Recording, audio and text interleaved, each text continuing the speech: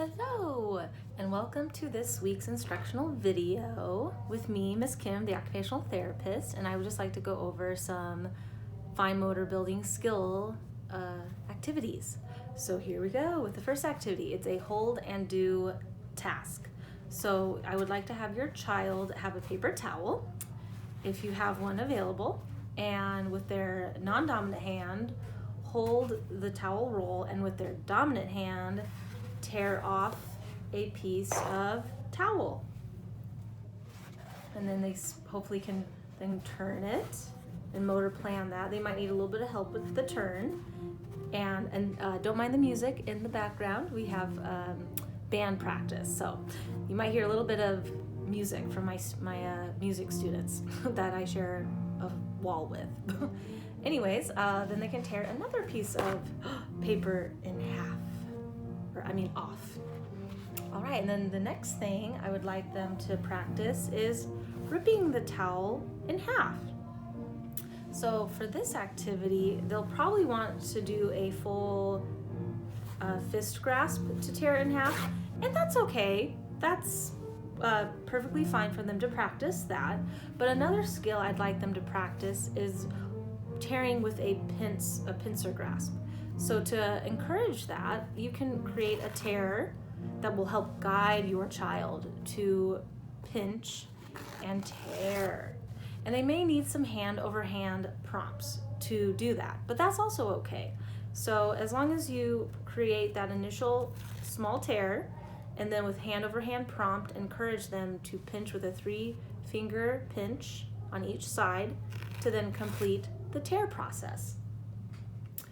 And then after they've had some fun doing that with the whole ripping off a piece of paper towel and tearing it in half with a full power grip grasp to tear in half, then a fun activity you can have them do is you can fill a big spray bottle with water or whatever preferred item, but water probably is the best thing. And then have them practice spraying like that, and then wiping with their dominant hand. This is a great hold and do bilateral strength building activity. So then they can wipe, and they can wipe their table and have lots of fun with it, and they can spray again. They might need some help with this action and spraying. And then they can take their paper towel again and wipe. So that's just a fun little function-based activity, but also it really helps build that strength in the shoulder. So yeah, that's why I really like spray bottles. They're a wonderful thing to have around the house for cleaning, but as well for fine motor skill building activities. Another activity I'd like us to practice would be taking an 8x10 piece of paper and drawing a big circle on it. And I would prefer a color that's really going to provide a high contrast visually. So I picked blue, or you could pick red, and make the line rather thick to help them to see it better, and then have a highlighter. And then they're going to have practice with a power grip. We're going to practice tracing the circle. But before we do that, the cool thing about a highlighter is I would like to have the child practice taking off the cap, doing that twist motion. And if they can't fully, if they're gonna just try to yank it off like this, or not really wanting to twist it off, you might have to do some hand-over-hand prompting to help encourage that twist motor pattern.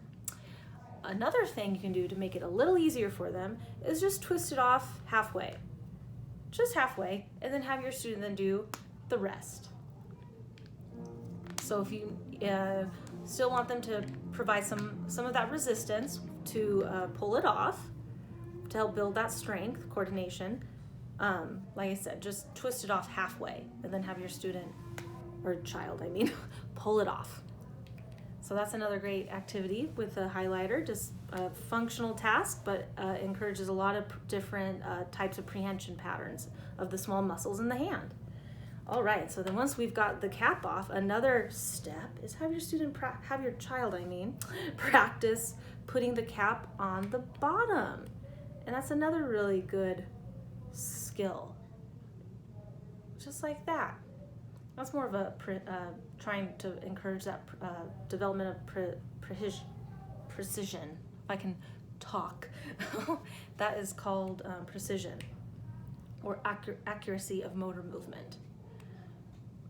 So they have to guide the cap into the bottom. They might need, of course, again, some hand over hand, and that's okay as well. Or what you can do is you can just put it in halfway and then have your student do, or child, my student, your child, do the rest with that twist pattern. Okay, so once we did that, your child now initially may try to hold it with their dominant hand. They might try to hold it like this and trace, but we want to encourage them to hold it with a power grip grasp pattern, and then practice tracing our circle. Another thing we could do is put this on a vertical surface. So whether you want to tape it to a wall like this and then have them practice tracing it, or if you have a slant board, you can use a 3-ring binder. If you don't have a slant board at home, you can just use a bigger 3-inch binder and tape this onto it like that. So it's at more of a vertical surface. And that just provides a better position to trace, because it's putting your wrist at a neutral position, which encourages better ergonomics for tracing. That's why OTs love vertical surfaces. So yes, we're gonna trace and practice tracing. All right, so that's my activities of the week, practicing different motor patterns with a paper towel and tracing with high contrast colors a big circle. We're gonna start off with a big circle, and we wanna encourage that power grip grasp versus this kind of a grasp, an inverted grasp. All right, those are my OT tips of the week. And of course, please reach out if you have any questions or comments. Thanks so much, and I'll see you again next week.